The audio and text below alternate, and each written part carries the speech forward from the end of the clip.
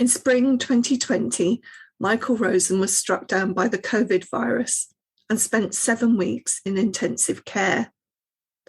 An outpouring of support from children, parents, teachers, and many other adults who recalled the importance of Michael's writing and performance to them when they were children proved, if proof were necessary, the high esteem in which he is held. So news that he'd made it through and was recovering came as a great relief.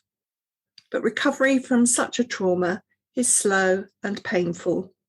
Michael has spoken about that process and his appreciation of the professionals and family who helped him through. Now he's written a new picture book, Michael Rosen's Sticky McStickstick, illustrated by Tony Ross.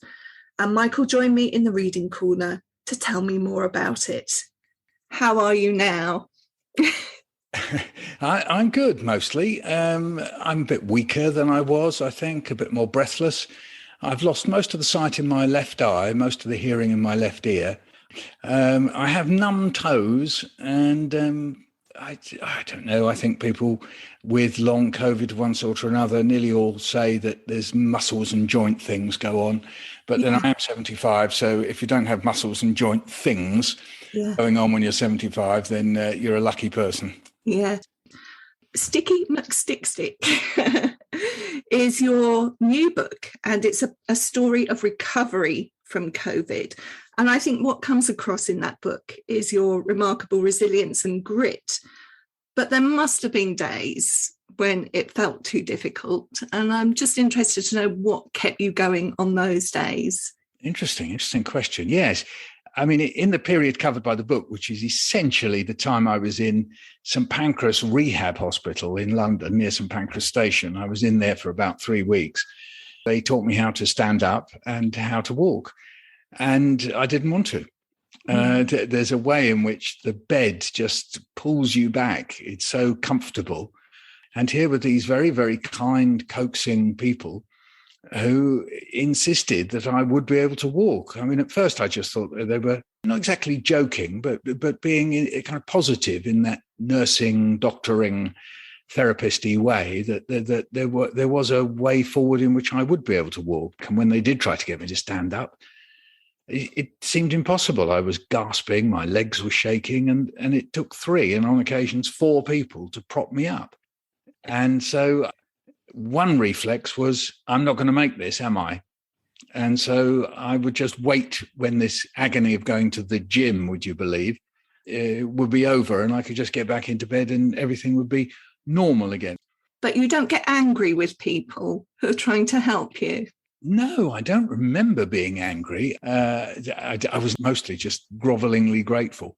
I'm impressed. I want to talk a little bit about the way in which you've written this book, which is for children.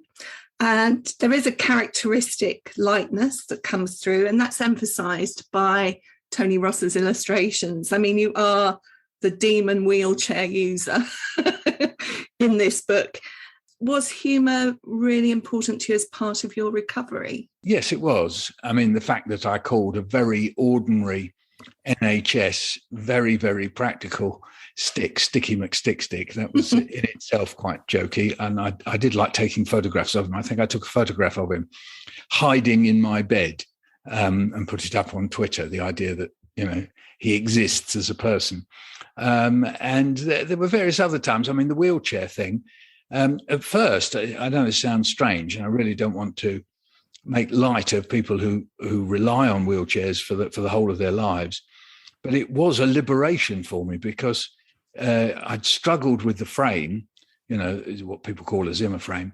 But the wheelchair was brilliant because my arms seemed to stay reasonably strong. So I started zooming down the corridors as Tony has drawn me. And I think the nurses had to quiet me down a bit because I was so delighted. This was my first sight of humanity outside of a hospital ward for 3 months. So I went to the window, and as it's in the book, I saw someone watering their flowers, and I thought, oh yeah, I remember that. Suddenly this idea of a world that I hadn't seen in all that time suddenly came to me, and it came because of the wheelchair. And then I started making up stuff. In fact, I wrote to Addy, you know, the great basketball star, from the Paralympics to get tips on how to zoom round corners. So, yes, it did get quite funny. It's funny that you mentioned the woman watering flowers, which, of course, is in your book. And what I noticed about the way that you'd written it is how pared back it is, how matter of fact, just a series of very straightforward statements. And because of that, the simplicity of that moment that you're talking about suddenly becomes much more weighty. That's how I felt when I was reading it. Well, Nikki, music to my ears. It's exactly what I try to do. That's what I hope to do. Broadly speaking, in my head, as I start to write about things, there's one pull that says, write down your emotions, write down you felt sad, you felt happy, you felt exhilarated. And the pull in the other direction says, if you just say it plainly, so the bones can show, that's how I see it, then people will have their emotions and you can leave them with them. You don't have to tell them that I was happy or it was amazing or that it was a great relief, because they'll see it by virtue of turning over the page, see it and feel it. That's the important thing. So it's a divergence really between two traditions in art.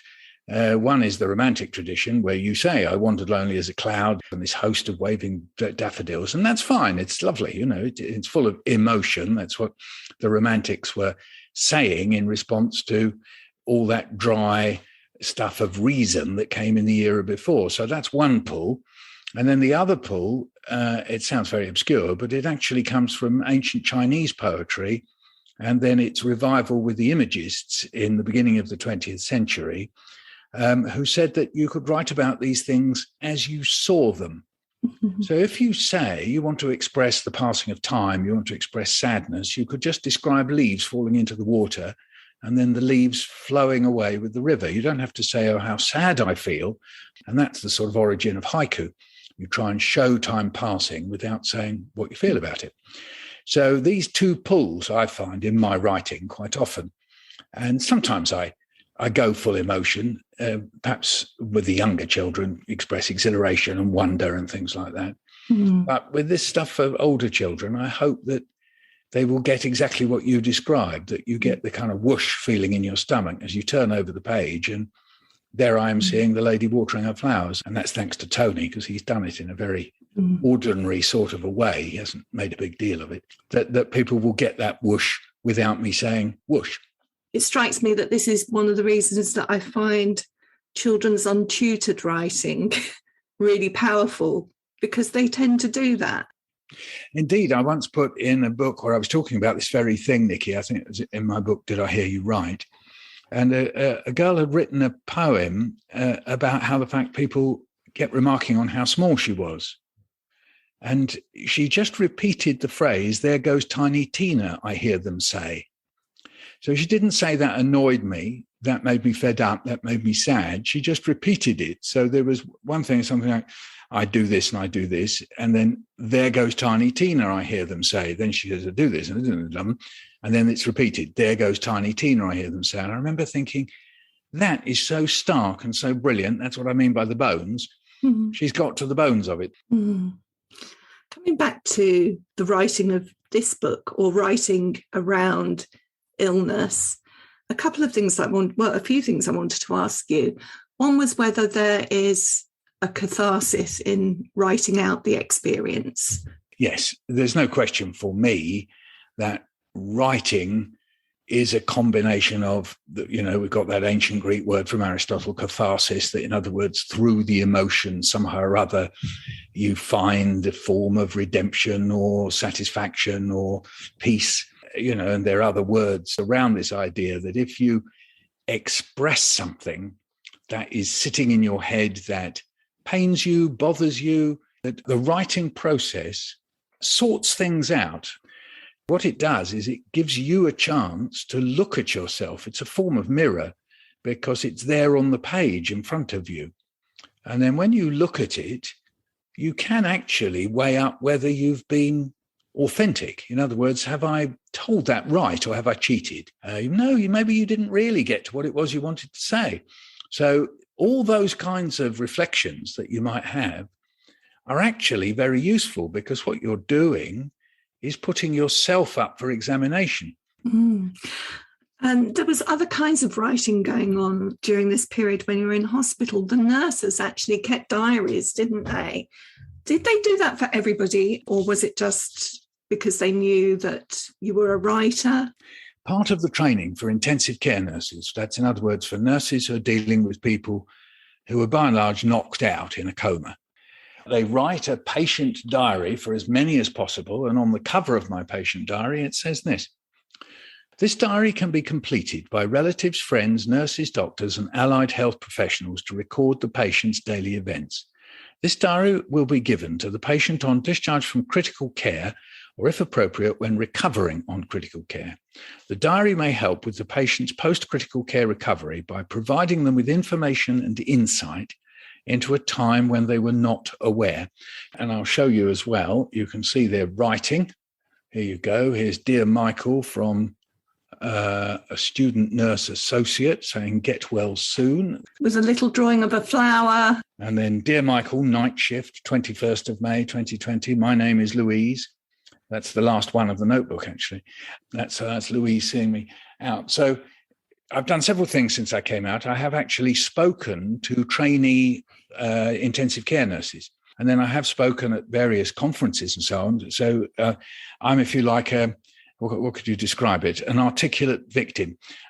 So they've asked me in to say, well, what's it been like? Was it helpful? Was it good to have that notebook? Did it tell you things that you didn't otherwise know? I mean, as it happens, I couldn't actually read it first. When I came out of hospital, and Emma said, "Look, there's your patient diary." And I thought, well, why do I want to read that? I mean, that's just horrible. Why would I want to read what I look like, or the fact they had to suction my secretions? Why do I want to read about that? I mean, now I read about it obsessively, and I just think, oh, wow, on the 21st of May, they had to suction my secretions. That's really interesting. But that's another thing. It's a bit different from the flower that was drawn. Oh, yeah. Well, no, it's lovely. They say today, very sorry, we had to shave your beard. I know you won't be happy about that, but, because you've got a tracheostomy and we can't let the wound get septic, and there they are telling me this. They're telling me that they support Derby County and not Arsenal. Hope you don't mind. I mean, they're amazing. And the asides are in some ways the best of all, Oh, I've just come from bladder and bowels. I don't usually work on ICU. And you go, what? What do you mean you're usually on bladder and bowel? And then you think, oh, yeah, of course they were delegated because of the pressure. It's April and May 2020. And in my ward, there were 11 bays for ICU patients, and they had 24 patients. It's a personal record, and in some sense, it's a historical record as well. Just coming back to reading and writing, and you said that you couldn't read your diaries. I thought you were going to say something about the mental energy that is required for reading. Yes, I thought when I came home, that one of the things I would do is sit in the armchair over there and read some classics that either I hadn't read or wanted to read again. And one of these was Return of the Native, Thomas Hardy. And I remember trying to read it as a teenager and getting stuck somewhere around about page 30 or 40. So I thought I would do it. And guess what? I got stuck around page 30 and 40 yet again. I mean, I liked it. I loved the whole first pages. And then I thought, I can't quite build up the energy to read it. It's in fact sitting over there right now going, come and read me. Come and read me. You bunked off. You didn't read me. Yeah. As it happens, I find reading online very, very easy. So I've read, hundreds of articles and all sorts of things. Reading a whacking great novel, I haven't actually done. Was it easier to get back into writing than it was into reading? I think it was, because I think anyone who writes a lot writes quite a lot in their head. You start phrasing things and plotting things and shaping things. So I did write, while I was lying in hospital, a little book called Rigatoni, the Pasta Cat. And I wrote that in my head while I was lying there. And then what I would do is, having come up with it and the outline of it, I would then sit there refining it, but without writing it down. So when I came home, I did actually say to myself, I wonder now if you can write that out. So one of the first things I did, with Emma saying, don't do anything, just sit in the chair, don't do anything. And I sneaked off when she went out, I sneaked off to the computer and wrote it out. And yes, in fact, I believe that's coming out in April. Also illustrated by Tony Ross. Well, I think there's a lot that could be said about that, the differences between reading and writing. And, you know, we often think that writing takes more effort. For children, it seems to take more effort. Yeah, the children question is interesting. And the way I always put it when I'm talking with teachers is children are living in a largely oral world. Then there's this writing stuff. And the point about this writing is most of it is in a code, a register, dialect, whatever word you want to use, that is not the one they speak with. In fact, nobody speaks the way we write. I mean, it's been quite jokey recently. There have been transcripts of the way Boris Johnson speaks. So it's not actually a criticism of him. He's got his own idiosyncratic way of speaking, which is not to finish sentences, to do lots of ums and ahs, to repeat things, hesitate, and so on. So he doesn't speak the way he writes, and nobody does. So when we think we're throwing 4, 5, 6, 7, 8, 9, 10-year-olds into this world of this language they don't speak, and then we say, write like that. And when children find it difficult, you know, it's very easy to get irritated, as if somehow or other they're being, I don't know, reluctant or deliberately obstructive. But in actual fact, the way I often see it is because the leap from the spoken to that written is such a big gulf. Now, some kids get it, of course they do. And nearly always they're the ones who read widely and often. And if you immerse kids in this written language of the children's books, then they'll get it just as it's got echoes. It's like you're learning that register. And also it helps them write it. Mm-hmm. So Sticky McStickstick is a book about your recovery, but more broadly than that, it's a book about keeping going and not giving up when things are difficult. You don't have to have been ill to find something relevant to you in this book. That's what I hope. I hope that people will see, here's this bloke who some of them know from Bear Hunt or Chocolate Cake or something like that, and, you know, got his legs almost literally taken away from him.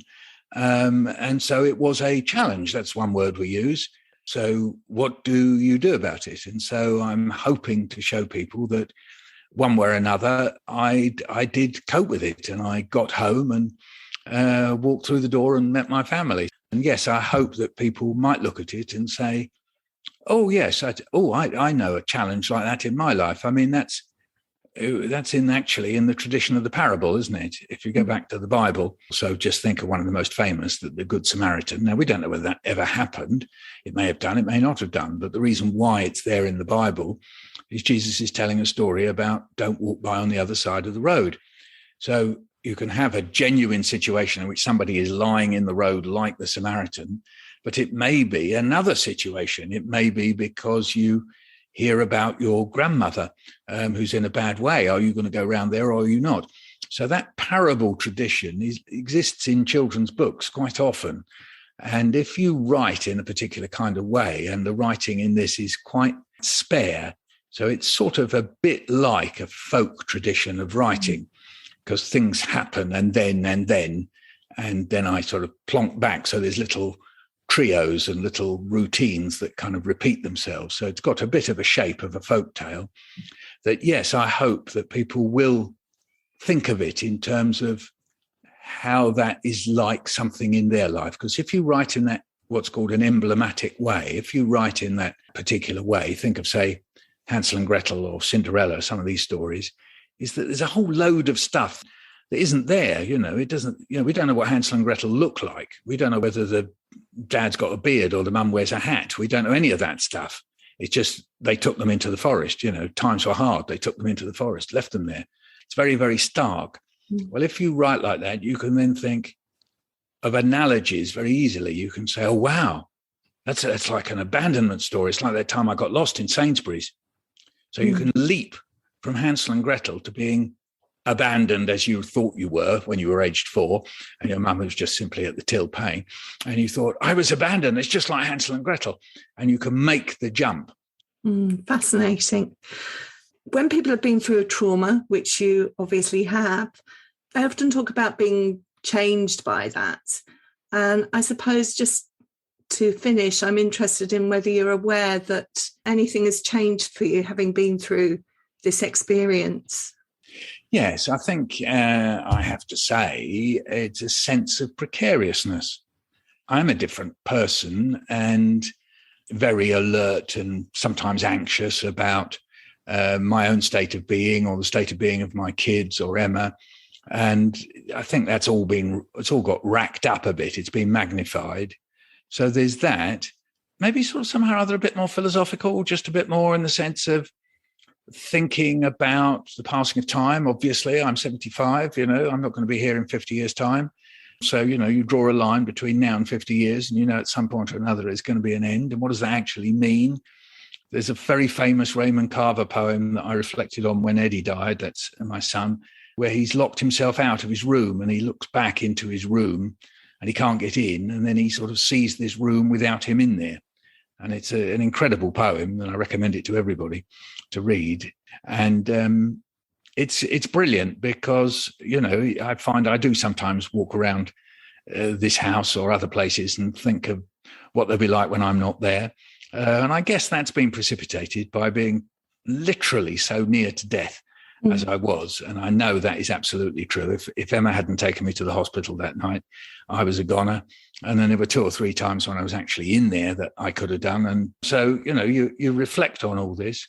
And I guess another thing I've thought about is, it ties in with Sticky McStickstick, which is there is a way of seeing us as humans as people who go through extraordinary efforts to recover all the time. We're always recovering from something.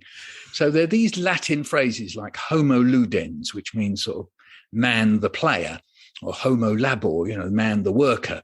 And these phrases come up in 19th century sort of writing about what is the essence of humanity. And then I started thinking, well, maybe one essence of humanity is that what we do is we're always trying to recover. So, someone is beastly to us, we try to recover. We get flu, we try to recover. We lose something, oh God, I lost my wallet. It was just the end of the world, because I didn't have my credit card. And then we spend a week trying to recover while we tell everybody how disastrous it was. The cat dies. Oh, that was just the end of the world. And then we try and recover. So there's a funny sort of way as I sort of reflected back over the various things I've chosen to recover from or had to recover from and thought, maybe what we are is recovering. And it ties in with something that I learned about in biology, which is called homeostasis. And homeostasis is this brilliant thing that the body does, that whatever invades it or upsets it or causes a problem, what the body does is make huge efforts to bring it back to equilibrium. And we don't know anything about this. The body's just busy doing it. And then I thought, well, there's a mental equivalent to homeostasis. And that is this sort of recovering reflex. And you can look at some people and you can think you are not doing what it takes to recover from this thing, whatever it might be. And then others, you think, wow, you're doing a lot to help yourself recover. So I've thought a lot about that. Homo recovering, and homo in the sense, obviously, of all humankind, not man. Obviously, that goes without saying. Fabulous. Do you know, Michael, we're so glad to have you back with us and looking forward to seeing Sticky McStickstick get out there and readers, being inspired by your story. So thank you so much for joining us. Thanks, Nikki. In the Reading Corner is presented by Nikki Gamble and produced by Alison Hughes. If you have enjoyed this podcast, please do leave a review for us. To find out about other projects, including an audience with events and the Exploring Children's Literature Summer School, visit www.exploringchildrensliterature.uk. Join us again soon in the Reading Corner on your favourite podcast platform.